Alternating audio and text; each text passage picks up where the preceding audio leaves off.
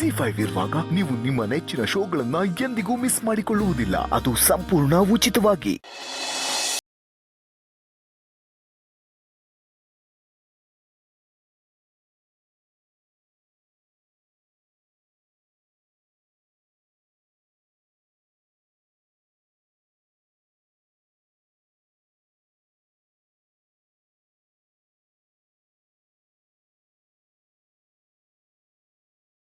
ಉಸಿರು ಕಟ್ಟಿರೋ ಹಾಗೆ ಮಾಡಿದ್ಯಾರು?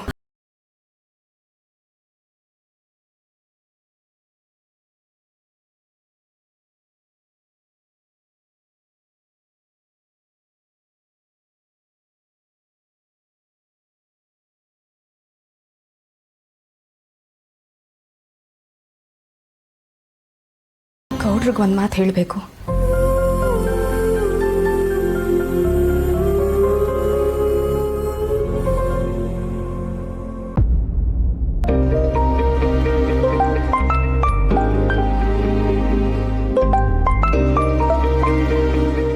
ಇದೇನಪ್ಪ ಇದು?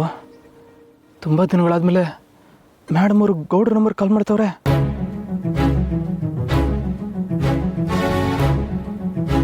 ಹಲೋ, ಏನು ಮೇಡಮ್, ತುಂಬ ದಿನಗಳಾದ್ಮೇಲೆ ಈ ಗೌಡ್ರನ್ನ ನೆನೆಸ್ಕೊಂಡು ಫೋನ್ ಮಾಡಿಬಿಟ್ಟಿದ್ದೀರಾ? ಗೌಡ್ರೆ, ನಿಮಗೊಂದು ವಿಷಯ ಹೇಳೋಣ ಅಂತ ಫೋನ್ ಮಾಡಿದೆ. ಅದೇನು ಹೇಳಿ ಮೇಡಮ್. ಅದೇ ನಮ್ಮ ರಿಲೇಟಿವ್ ಹುಡುಗ ಇದ್ದಾನಲ್ಲ, ಸಿದ್ದು. ಹಾಂ, ಅವರು ಒಂದು ಸಮಾವೇಶ ನಡೆಸ್ತಾ ಇದ್ದಾರೆ. ನಾನಿವತ್ತು ಅಲ್ಲಿಗೆ ಹೋಗ್ತಾ ಇದ್ದೀನಿ. ಒಳ್ಳೇದಾಯ್ತು, ಹೋಗಿ ಬನ್ನಿ ಮೇಡಮ್. ಆದರೆ ವಿಷಯ ಅದಲ್ಲ ಗೌಡ್ರೆ. ಮತ್ತೆ ಇವತ್ತು ಸಿದ್ದು ಅವರು ಆ ತಾಳಿ ಕಟ್ಟಿದ್ದು ಯಾರು ಅಂತ ತೋರಿಸ್ತೀನಿ ಅಂತ ಹೇಳಿದ್ದಾರೆ. ಇವತ್ತು ಅವನು ಯಾರು ಅಂತ ನನಗೆ ಗೊತ್ತಾಗುತ್ತೆ ಗೌಡ್ರೆ. ಹಂಗಾರೆ ನಿಮಗೆ ಖುಷಿ ಆಯ್ತದೆ ಮೇಡಮ್? ಅವನು ಯಾರು, ಅವನ್ನ ನೋಡಬೇಕು ಅಂತ ಇಷ್ಟು ದಿನ ಕಾಯ್ತಿದ್ದೆ. ದೇವ್ರ ದಯೆಯಿಂದ ಸಿದ್ದು ಅವರು ಅವನ್ನ ಹೇಗೋ ಕರ್ಕೊಂಬರ್ತೀನಿ ಅಂತ ಹೇಳಿದ್ದಾರೆ. ಅವನ್ನ ಹುಡ್ಕೋಕ್ಕೆ ಪಾಪ ಸಿದ್ದು ಅವರು ತುಂಬ ತೊಂದರೆ ತಗೊಂಡಿದ್ದಾರೆ. ಅವ್ರ ಋಣನ ನಾನು ಯಾವತ್ತೂ ತೀರ್ಸಕ್ಕಾಗಲ್ಲ. ಮೇಡಮ್ ಅವರೇ, ಯಾವುದೋ ಜನ್ಮದ ಋಣ ತೀರದೆ ಇದ್ದಿದ್ದಕ್ಕೆ ನಾನು ಪುನಃ ಸಿಕ್ಕಮ್ಮಿ. ಗೌಡ್ರೆ, ಹಲೋ, ನಾನು ಹೋಗಿ ಬರ್ತೀನಿ. ಬಂದಮೇಲೆ ನಿಮಗೆ ಫೋನ್ ಮಾಡ್ತೀನಿ. ಸರಿ ಮೇಡಮ್. ಮೇಡಮ್, ಅವನೇನಾದರೂ ನಿಮ್ಮ ಕಣ್ಮುಂದೆ ಬಂದರೆ ನೀವೇನು ಮಾಡ್ತೀರಾ ಮೇಡಮ್? ಅದನ್ನು ನಾನು ಈಗ ಹೇಳಲ್ಲ ಗೌಡ್ರೆ. ಅವ್ನು ನನ್ನ ಕಣ್ಣು ಮುಂದೆ ಬರಲಿ, ಆಮೇಲೆ ಗೊತ್ತಾಗುತ್ತೆ.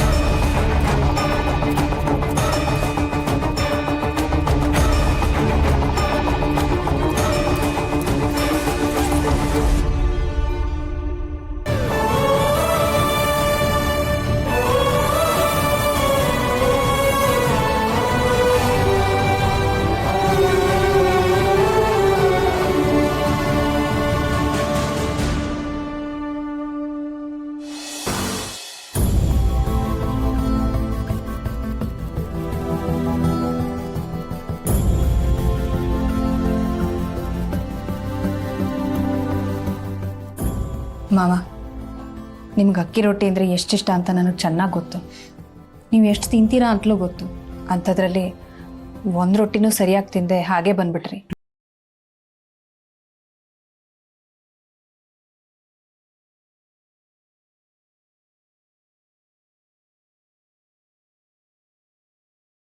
ಬಿಟ್ಟಾಕಿ ಮಾವ, ಅವ್ರಿಗೋಸ್ಕರ ನೀವು ಊಟ ತಿಂಡಿ ಬಿಡೋಕ್ಕಾಗತ್ತಾ? ತಗೊಳ್ಳಿ. ಬೇಡಮ್ಮ ಬೇಡ, ನನ್ಗೆ ಯಾಕೋ ಸೇರ್ತಾ ಇಲ್ಲ. ಅವನೊಂದು ಅಂದ ಅಂತ ನಾನು ಬಿಟ್ಟು ಬರಲಿಲ್ಲ. ತಿನ್ನಂಗಿದ್ರೆ ನಾನು ಅಲ್ಲೇ ತಿಂತಿರ್ಲಿಲ್ವಾ? ಅಪ್ಪ, ನನ್ನಿಂದ ತಾನೇ ನಿಮ್ಮೆಲ್ರಿಗೂ ಕಷ್ಟ. ಅಮ್ಮ ನನ್ನಂತವಳಿಗೆ ಯಾಕಾದರೂ ಜನ್ಮ ಕೊಟ್ರು.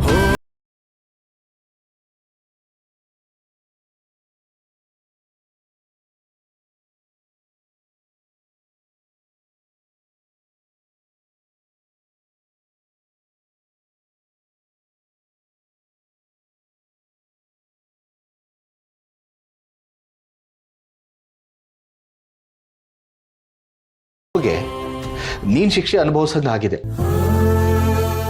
ನೋಡು, ನೀನು ಈಗೆಲ್ಲ ಮಾತಾಡಿದ್ರೆ ನನಗೆ ಇನ್ನೂ ನೋವು ಆಗುತ್ತೆ. ಮತ್ತಿನ್ನೇನಪ್ಪ ಮಾಡಲಿ? ನಾನು ಮಾಡಿದ ತಪ್ಪಿಂದ ತಾನೆ ನಿಮಗೆ ಇಷ್ಟೊಂದು ನೋವು. ನಾನೇ ಇಲ್ಲ ಅಂದರೆ ಎಲ್ಲರೂ ನೆಮ್ಮದಿಯಾಗಿರ್ಬೋದಾಗಿತ್ತು ಅಲ್ವಾ?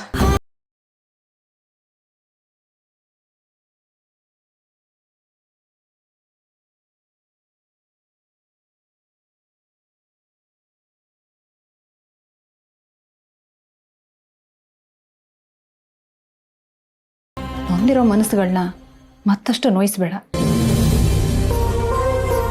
ನೋಡು, ಜೀವನನ ಇಷ್ಟೊಂದು ನೋಡಿದೀಯ. ಮೊದಲು ನಿನ್ನ ಮನಸ್ಸಲ್ಲಿರೋ ಇಂಥ ಆಲೋಚನೆಗಳನ್ನ ಕಿತ್ತಾಕು. ನಾವೆಲ್ಲರೂ ನಿನ್ನ ಜೊತೆ ಇದ್ದೀವಿ.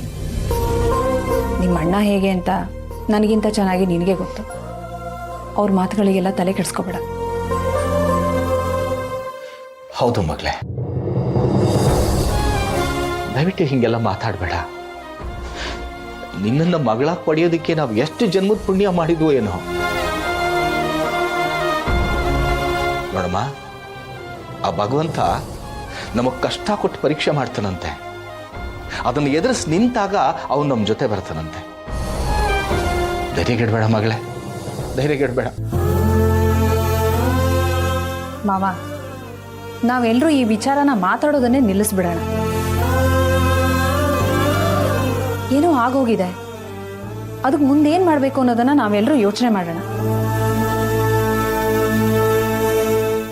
ಮತ್ತೆ ಇದೇ ವಿಚಾರನ ಮಾತಾಡಿ ಪದೇ ಪದೇ ಈ ನೋವನ್ನು ಅನುಭವಿಸೋದನ್ನ ನನ್ನಿಂದ ನೋಡೋಕ್ಕಾಗ್ತಿಲ್ಲ ಮಾವ. ನೀ ಹೇಳೋದು ನಿಜ ವೀಣಾ.